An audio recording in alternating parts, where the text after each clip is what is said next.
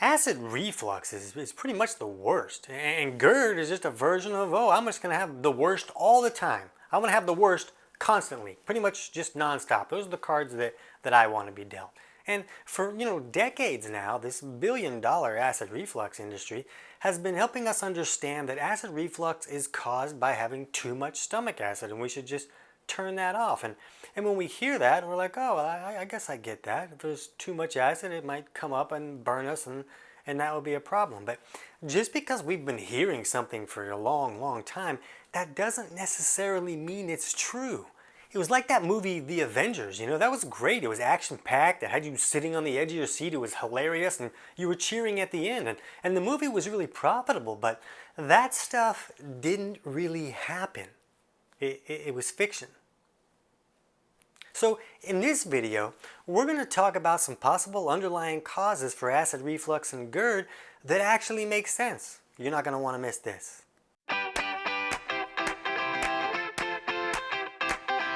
TC Hill is not a doctor and does not claim to be a doctor or licensed in any type of medical field. Don't be an idiot and use anything heard on the show as medical advice. This information should be used for educational purposes only, and you should contact your doctor for any medical advice. Now get off me. So if you're dealing with acid reflux, it sucks to be you. Let's just be honest. I had acid reflux that was so severe that I lost my voice for 8 years. Could not talk for 8 years. That sucked. Not cool. But if you want to hear more about that, we'll put a link to that video below in the description. But right now, I want you to go down to the comments section and let me know what you've tried to improve your reflux issues. Let me know if anything has helped, and that way other people can see what may have worked for you. But in this video, we want to talk about some underlying causes for acid reflux, and we want to talk a little bit about how the human body works. You have one. You have one of those, so we should understand a little bit about how it works. So this is what happens. When we eat food, and the food goes down to our stomach, our body makes hydrochloric acid, or HCl. This is also known as stomach acid. And when it makes this stomach acid, it's not an accident. It's not like the body's not drunk and just like, oh man, I was just making acid. I wasn't even paying attention to what I was doing. That was so silly of me. That's not how the body works. The body functions in a way that allows us to continue to live and survive. So when we eat food, it's not just so we have something to do, it's so that we can access the nutrients in that food. Well, the problem is the only way you can access the nutrients in the food is to break it down. You can't just eat a chicken sandwich and then you get points for the chicken sandwich and then you live off the points. Your body is not a video game that you post your score on Facebook and stuff. You have to actually break the food down to get the nutrients out of that food. And to do that, we need stomach acid. That's one step of the digestive process. It's not the only step, but it's a real important step. That stomach acid is also the main barrier for your body. The food that we eat, it has bacteria and other little varmints and bad guys on there, and it comes into our body on the food that we eat. There's no way to really avoid this. But that stomach acid in the stomach is like our knight in disgusting armor. It kills all the bad guys by frying them in an acid bath. And when we don't have that stomach acid function there, the front door is open and the bad guys can just come in and set up camp and have a keg party and raise kids and have a good time. So that can be very problematic, and we'll come back to that in a second. But here's what happens that can create this reflux issue. When the food comes in, it passes by this little valve at the bottom of the esophagus that meets the esophagus to the stomach, and this valve is called a lower esophageal sphincter, or LES for short. And this valve opens and food comes in. Yay, we have food. And then it closes so everything doesn't come back up and burn us. But here's the thing. That LES valve is triggered by stomach acid. So if a person isn't making enough stomach acid to trigger that valve to close, but they're making maybe a little bit of stomach acid, well, now that stomach acid is going to come back up and it's going to burn them. They weren't making enough stomach acid to trigger that valve to say, hey, it's time to close so everything doesn't come back up and burn us. So in most cases, it appears that a person having acid reflux type symptoms is having those symptoms due to not having enough stomach acid. Not because they have too much stomach acid. Now, when I was first having reflux issues and I had lost my voice, some doctors gave me some acid reflux medications to turn that stomach acid off so I wouldn't get burned anymore. The problem is the stomach still has digestive enzymes that are made to break down protein. Well, guess what your esophagus is made out of? Yeah, it's protein. So I was still having reflux, I just didn't feel it anymore. I wasn't getting that burning feeling because the acid was turned off. But the digestive enzymes were still coming up when food was coming back up because that LES valve wasn't closing correctly. And those enzymes are made to break down protein like your esophagus and your vocal cords, and I was still having a hard time talking even though I wasn't having that reflux pain. So just because you turn off a symptom doesn't mean that there aren't other problematic issues that could be coming up and causing damage. So the reality is that there's a large percentage of the population that's not making enough stomach acid, and that can even happen for a wide variety of reasons. The body needs minerals to be able to make hydrochloric acid. Now here's the trick. In order to get minerals out of the food you're eating, you have to be able to break down the food and get the minerals out of there. So if a person doesn't have enough stomach acid, they can get stuck in this cycle of broken digestion for years or even decades. We need to be able to break down the food so we can pull the minerals out of that food, and then the body needs minerals so it can make hydrochloric acid so it can break down that food. Here's another ripoff. Let's say you didn't have enough stomach acid and some type of infection came in.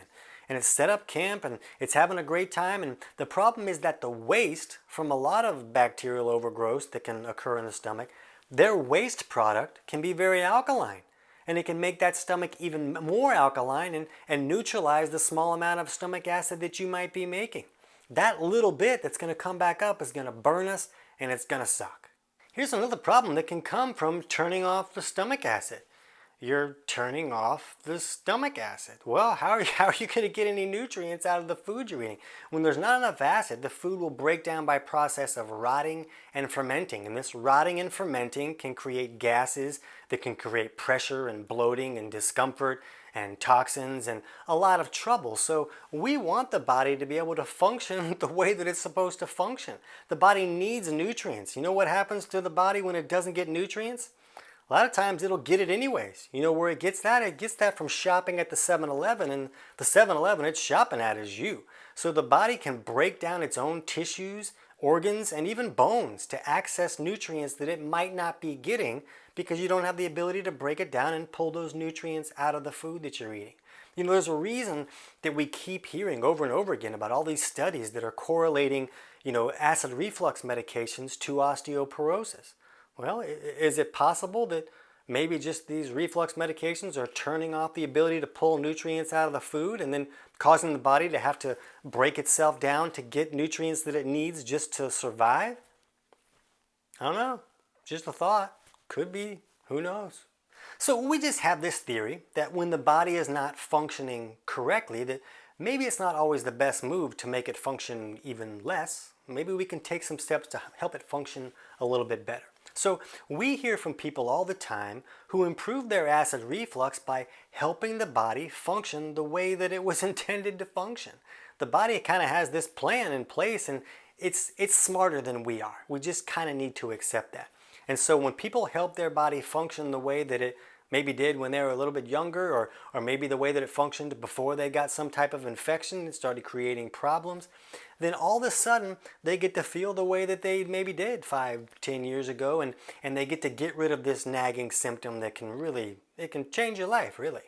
So we see people take steps to maybe wipe out some type of bacterial overgrowth that might be in the stomach so that alkaline waste is not causing trouble, and then supplying the body with the nutrients and the minerals and the tools that it needs to function correctly and digest food the way that it's intended to.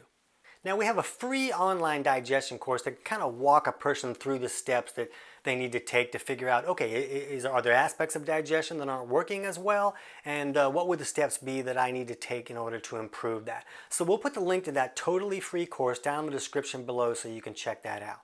But there's also other possible causes for acid reflux. And a big one for a lot of people is what we call a hiatal hernia or a hiatus hernia. And basically the esophagus goes down through our diaphragm down into the stomach. But sometimes there can be a little tear in that diaphragm and it'll pull the stomach up through the diaphragm a little bit.